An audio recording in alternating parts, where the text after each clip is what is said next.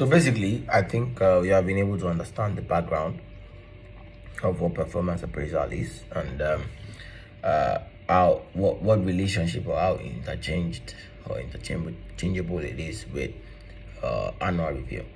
So basically, we want to be able to understand the current system that has been used, which is APA, which is performance appraisal being done on an annual basis. We want to be able to understand what are its deficiencies, and then how can we now improve on it?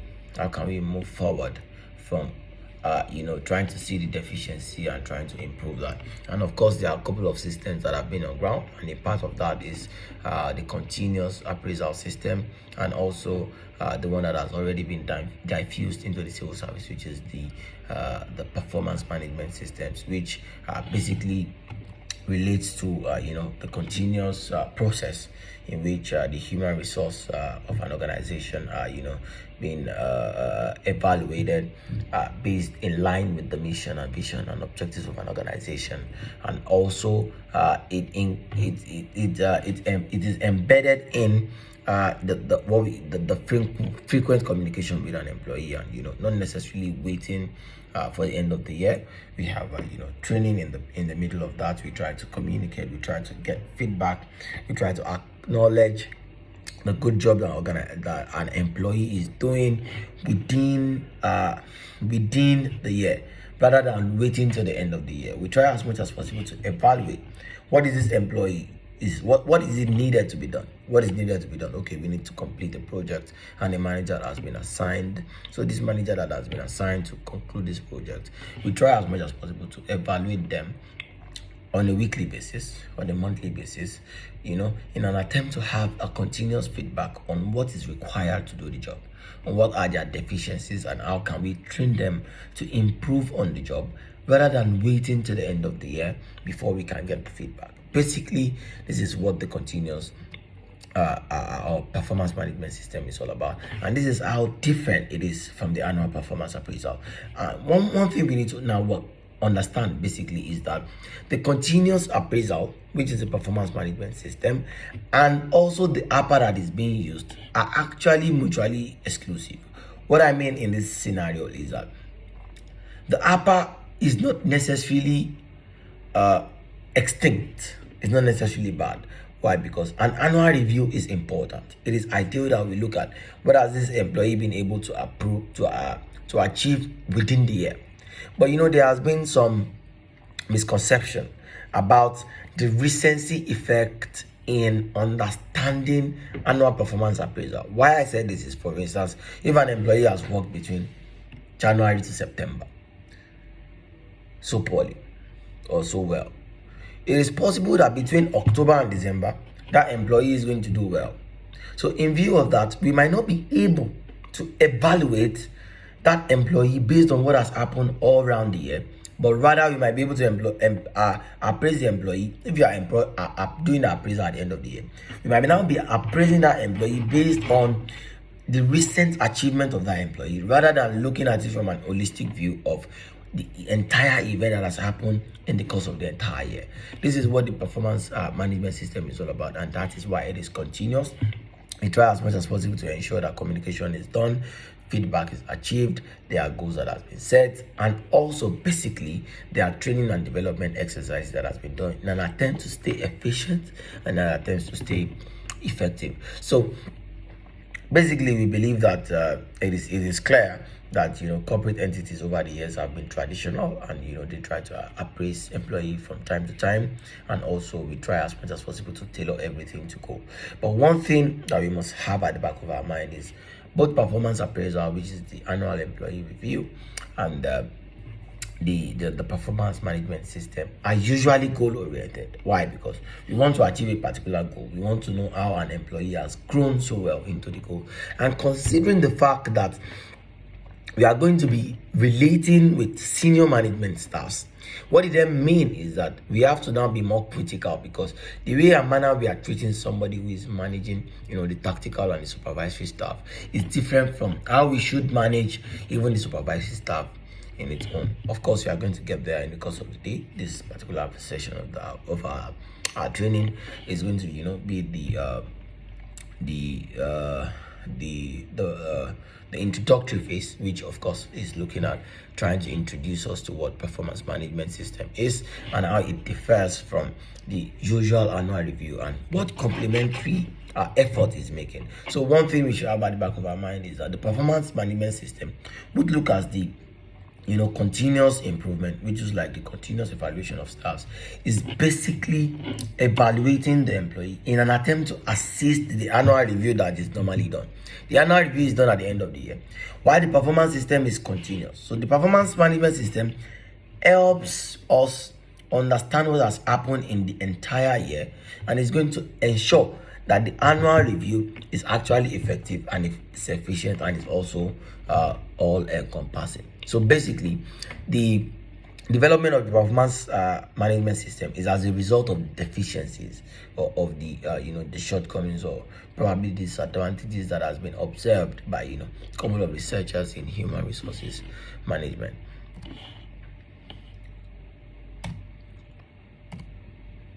So of course, in recent time, additionally to what we have said, statistics has already shown that a good number of the youths, like about 80% of them, usually want something to be more instant. They want to do something really quick and they want to be acknowledged and recognized for that. Why? Because they feel if time actually passes, there's a chance this might be forgotten. There's a chance another goof or another mistakes that is being made is actually going to water down what has been done that has been a great achievement over the year. So these actually are one of the factors that has brought about the use and the need of the performance management system. Why? A good number of people actually want an instant gratification for what they've done. They want an instant feedback of what I've done on this work and how well have I performed and what will I be needing to perform better. A good number of people actually want that. And also people believe that the performance review, which is annual performance review, is a bit mentally distressing.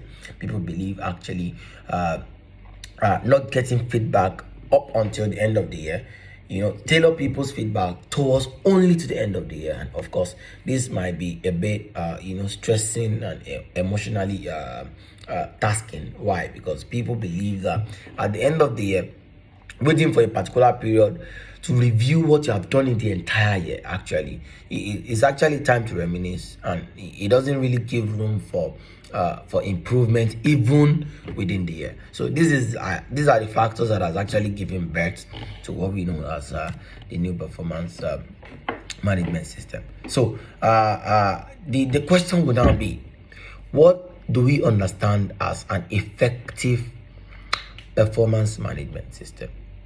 Of course, based on what we are presenting here, is based on the researches that has been done by human resource, experts and professionals.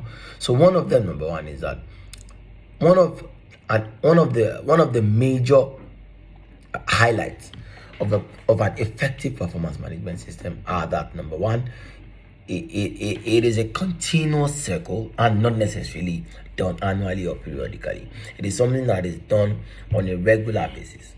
We evaluate what is the position of a staff on a job, and then how well are they keying into that job, how well are they doing that job based on the various objectives and goals and milestones that have been set. For instance, an employee is expected, a senior management staff of course, is expected to deliver a particular project at the end of 6 months. So maybe a question I'm going to be asking us now is, what project in the Ministry of Finance do we actually engage in? Do we actually assign people to do? So if an employee has been assigned to do a particular project, the question is going to be, this project is supposed to be executed in 12 months. The question is going to be, where are we supposed to be in the first month, in the second month, in the third month? And then how well is this employee doing in terms of his target in the first month? This is performance management system. Rather than waiting to the end of the year, how well is he doing in the first week? How well is he doing in the second week? So if he's doing well in the second week, how can we even make him more better? If he's doing well in the first week, if he's not doing well in the first 2 weeks, then the question is, why is he not doing well? We get the feedback from these employees, and then we try as much as possible to understand that, okay, these are the feedbacks, these are the training needs. Say for instance, this employee is actually efficient on his job, or is actually good on his job. He's not getting results. Why? Because he's not analytical. or because it doesn't have a particular software tools that it's supposed to have. So in view of that, we'll be able to provide such training so that the employee is actually going to improve on the job, not necessarily at the end of the year. So also, before we can consider effective a performance management system, there's need for a keying in of leadership. Of course, at the directorial level, it must start at the senior management level. It must start at the upper management level. There must be some level of buying into that performance system. Why? Because these are the people that actually at the strategic management level. So at the strategic management level, there must be a buying in, there must be a keying in.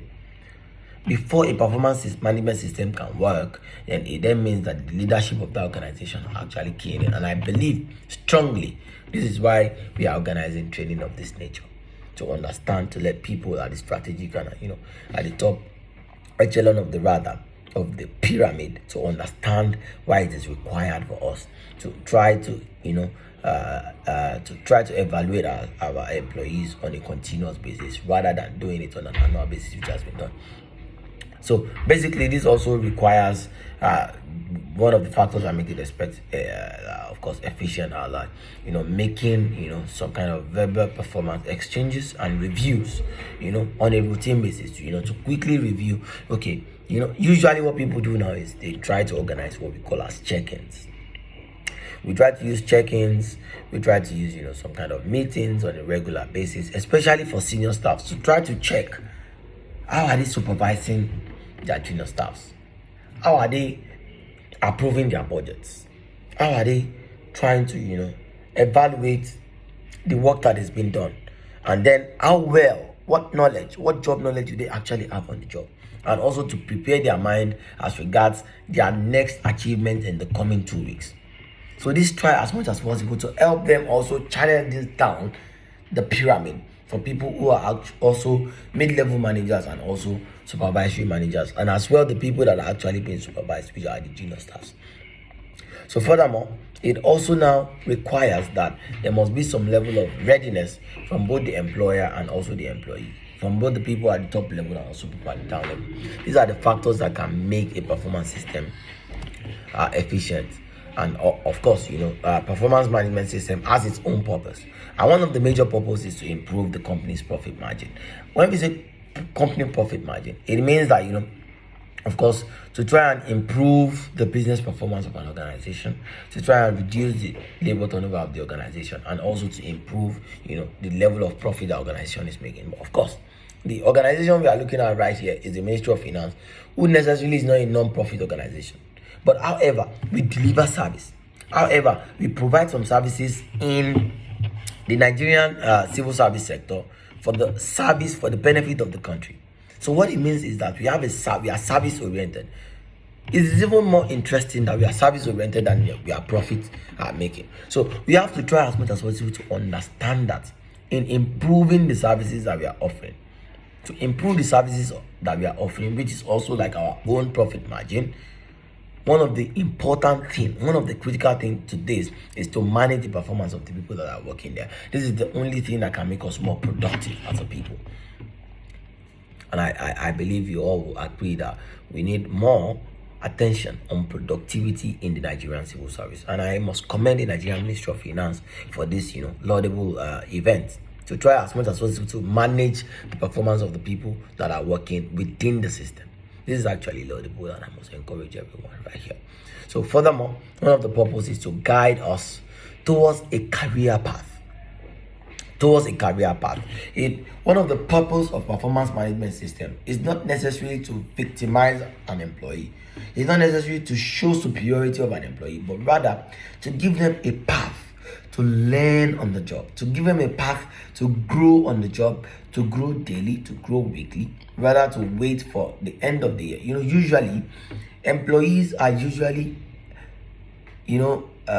stereotyped to understand that at the end of the year, I'm going to understand how well I've fared within the year. So a good performance system is supposed to be able to let an employee know all round before the end of the year how he's faring, and also to be able to improve on that in the coming week. So this is where we mean by to furnish staff with valuable progressive feedback, especially feedback. If we must be clear, one of the basic components, if we must be clear, one of the basic components of a performance management system are goals and our feedbacks and also training. So one of the important things we must take home from here is that goals has to be set, performance has to be measured, and training must be effective.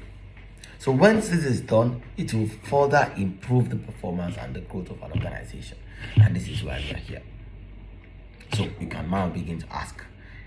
Another purpose is to ensure staff to attain the goals that has been set in an organization, and also their personal goals, and also to ensure that that the goals of an employee tallies, is in synchronization with the goals and objectives of the organization. There shouldn't be any insubordination whatsoever.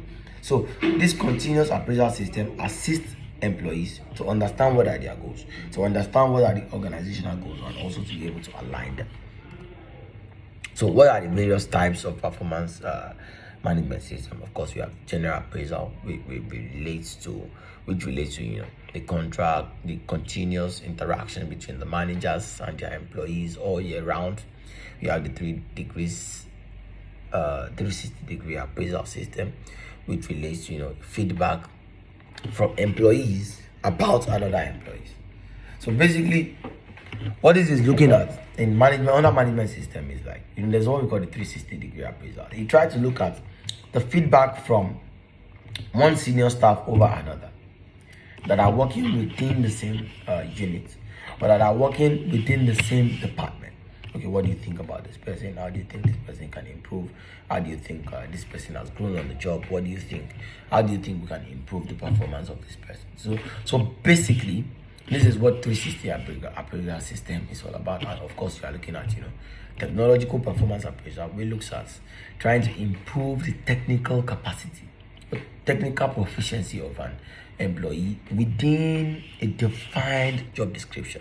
So the performance system usually is looking at the job from the beginning of the job description, from when an employee is being employed till the point of their retirement. We want to continuously improve their performance from their entrance to their exit.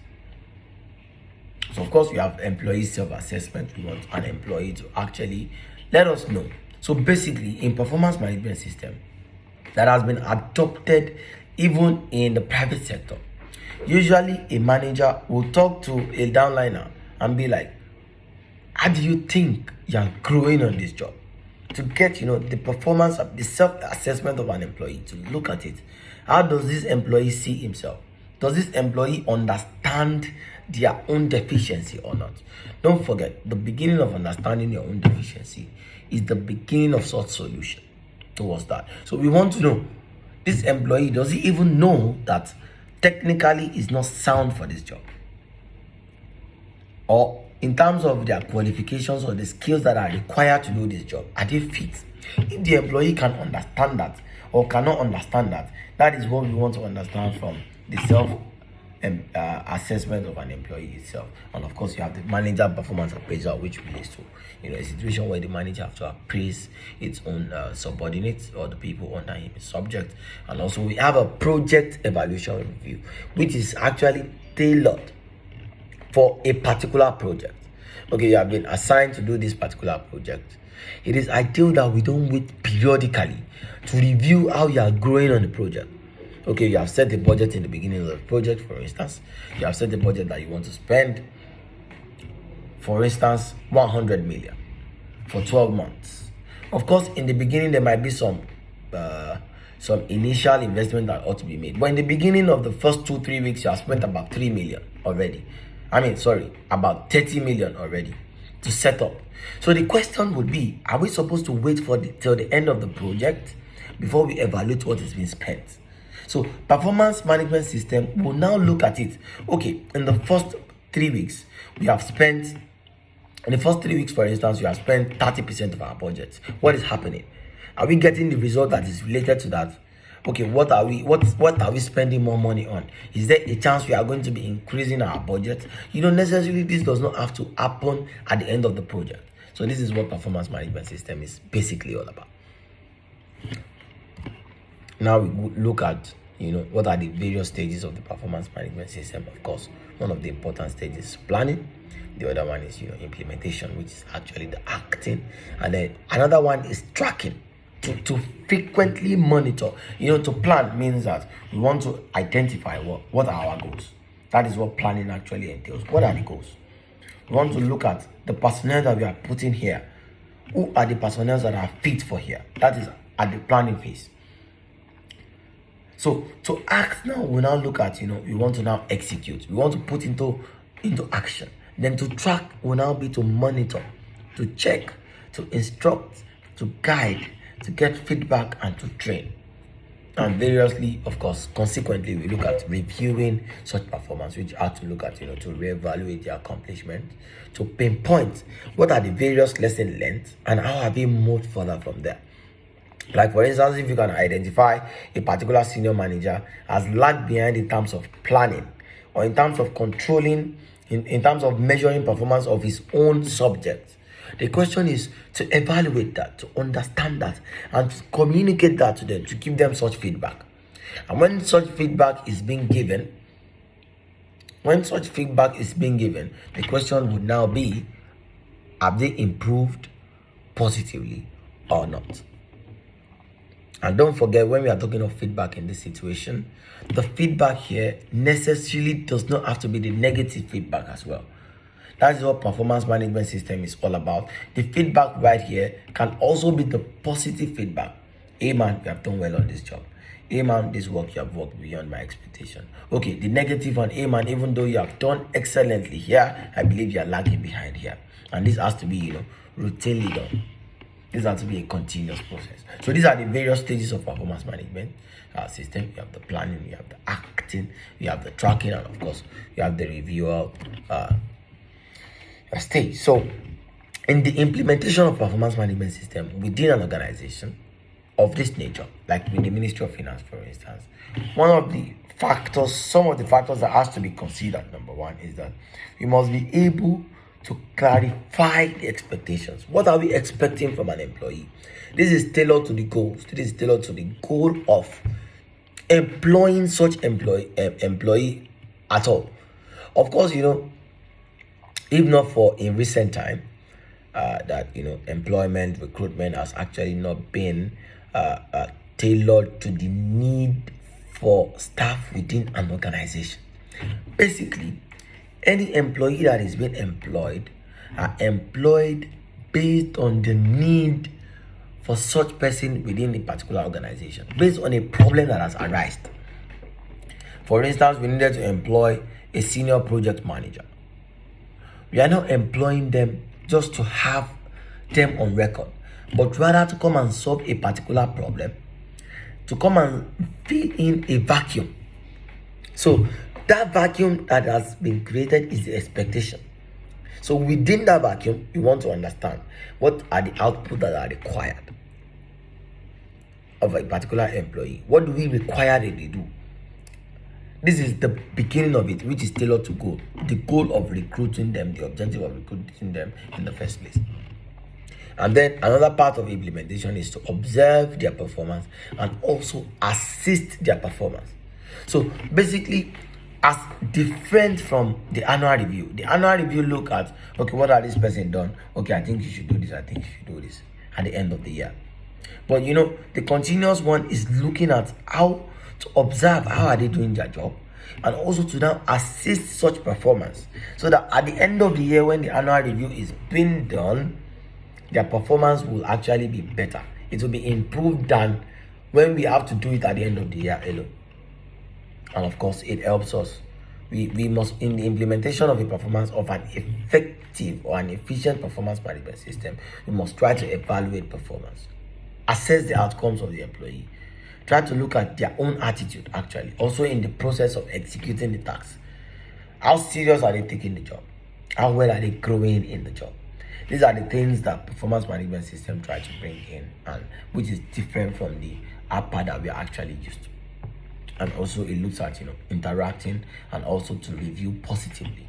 These are one of the especially the positive review.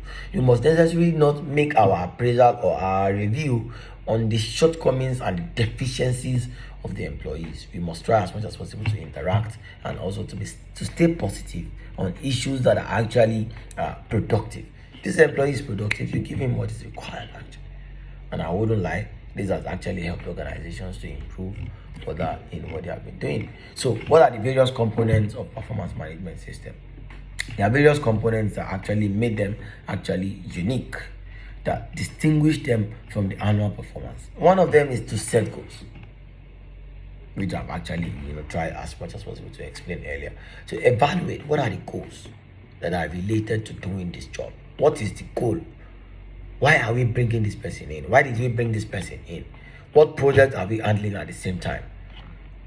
What department are they in? What are the key performance indexes and the operational key results of that particular unit? Of course, maybe we might have to come and understand. I'll probably maybe put the questions. I'll probably want us to take them down. If maybe at the end of the session, at the end of my lecture, I will try and ask, what are the various OKRs in our various departments where we are actually directors? We want to know. And then how are we trying to tailor that to bringing people in? One of them is we have to set goals. And part of goals is what are our OKRs and what are our key performances index, even though we are in the service industry. Another thing that is sacrosanct as a component of the performance management system is planning. Of course, if you fail to plan, then you have plan to fail. So planning requires that understanding from the beginning of the recruitment.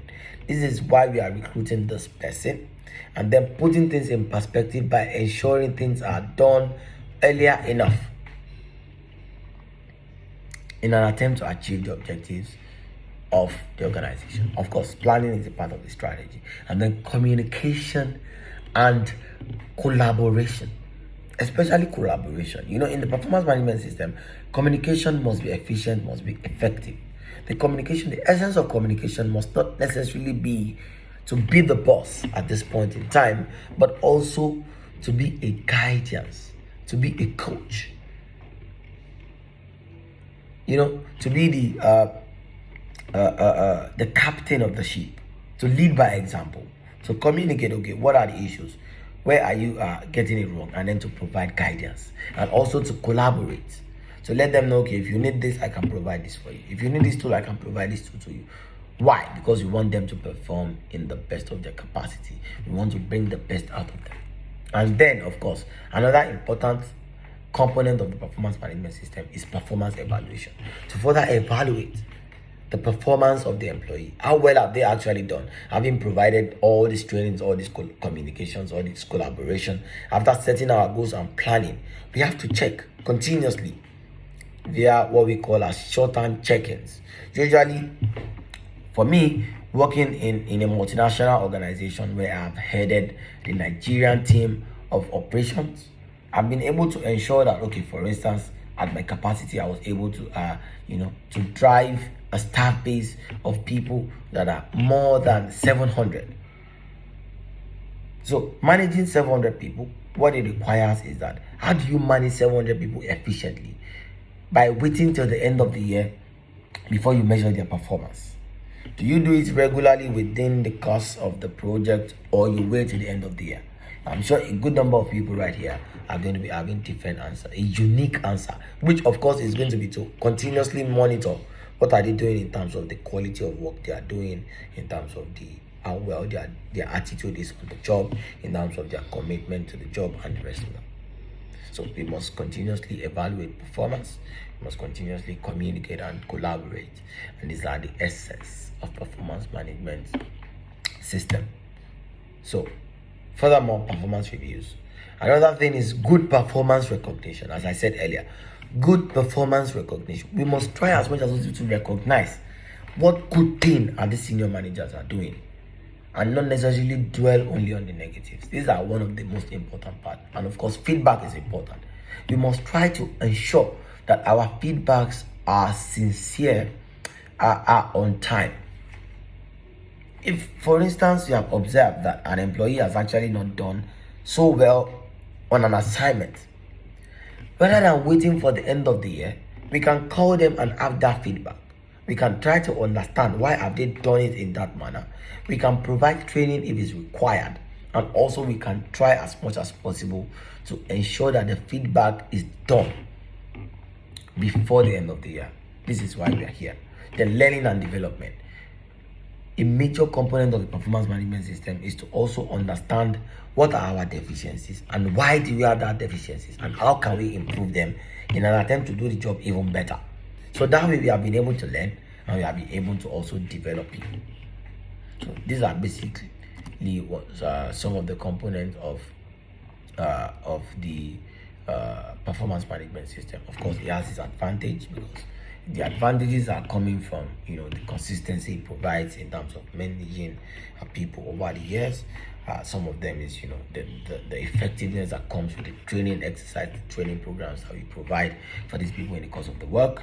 Of course, it serves as a motivation for the employee. I must tell us, a good number of people feels motivated and they get their feedback positively and negatively on time, because it gives them room to quickly go back to the drawing table and understand that there needs to be a turnaround on what we are doing, and they get motivated on the job, and they seem to do the job even better.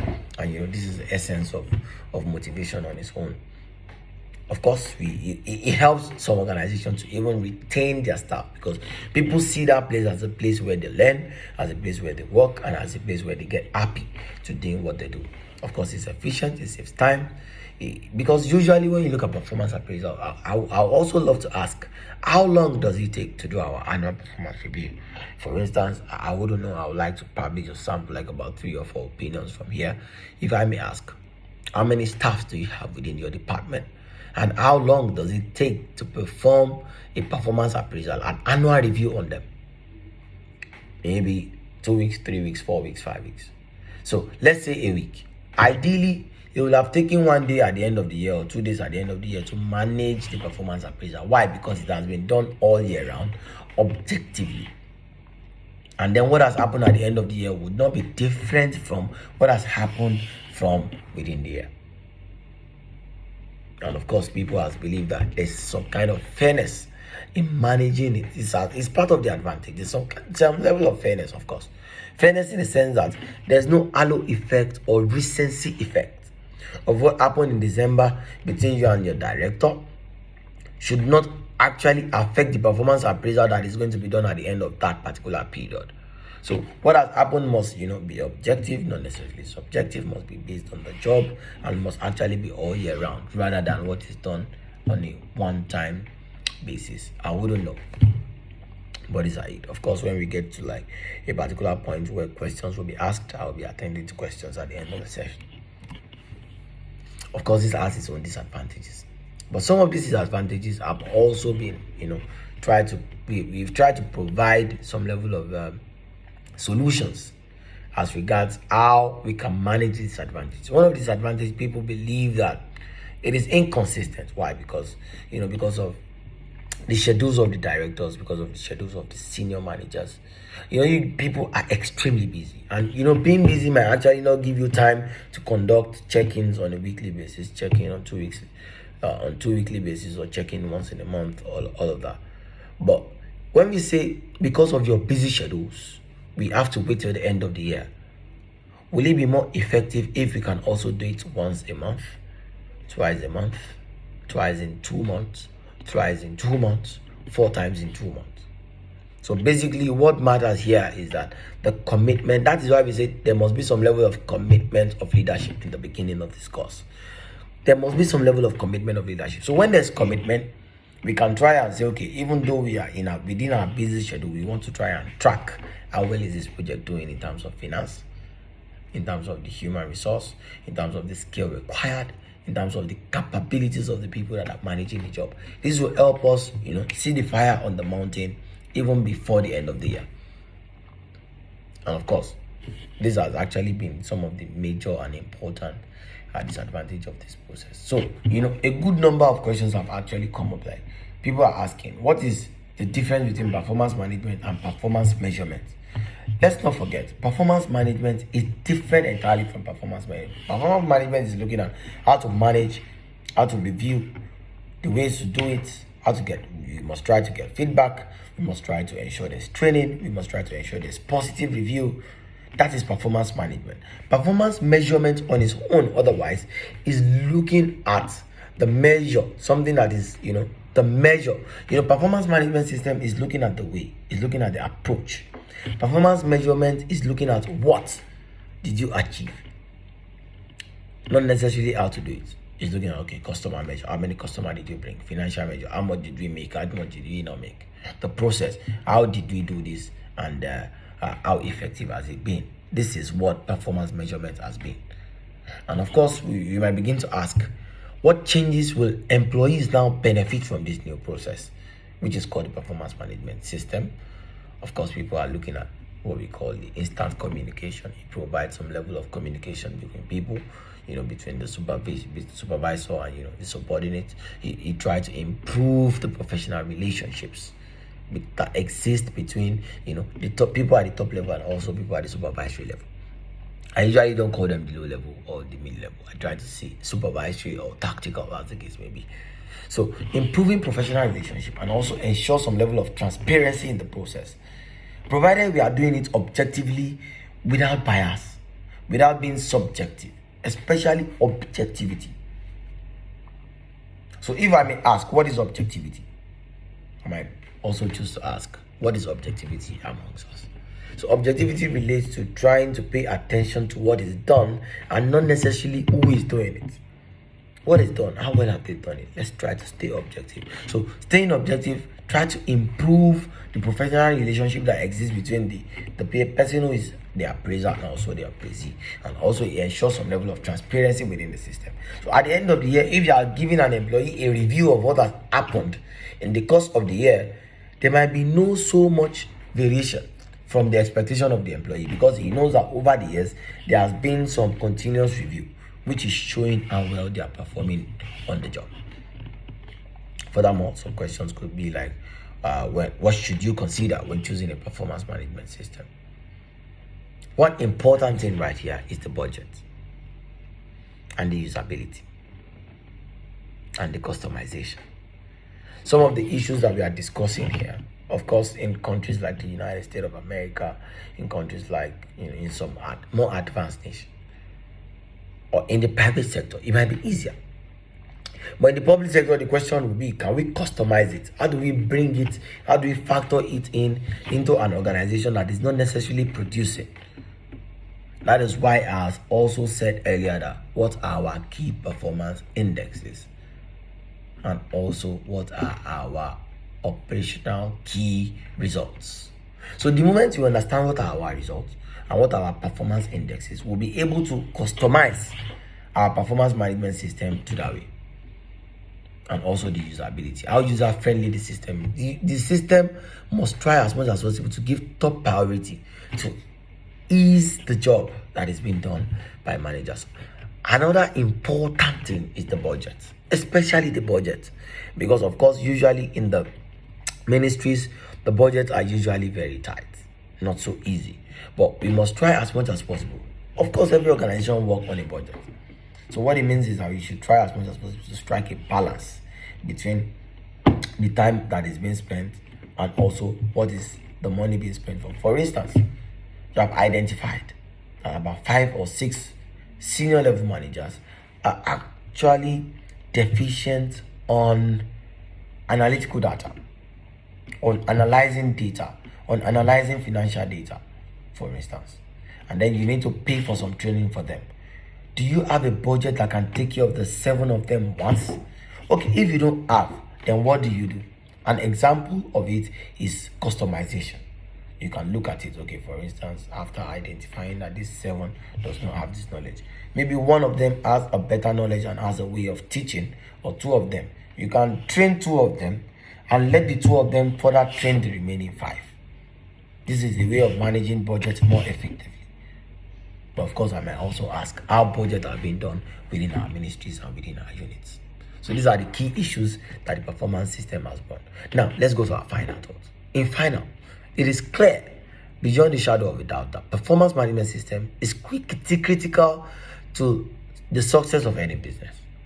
and usually an organization in today's modern business world that wants to stay relevant, that wants to remain competitive, and that are growth oriented must harness, must try to take advantage of the awesome power embedded in this new system. So, of course, these are part of that, and this will now take us, to the question session, where we ask questions and we answer, and we try to have some kind of dialogue in the next 30 minutes. Thank you.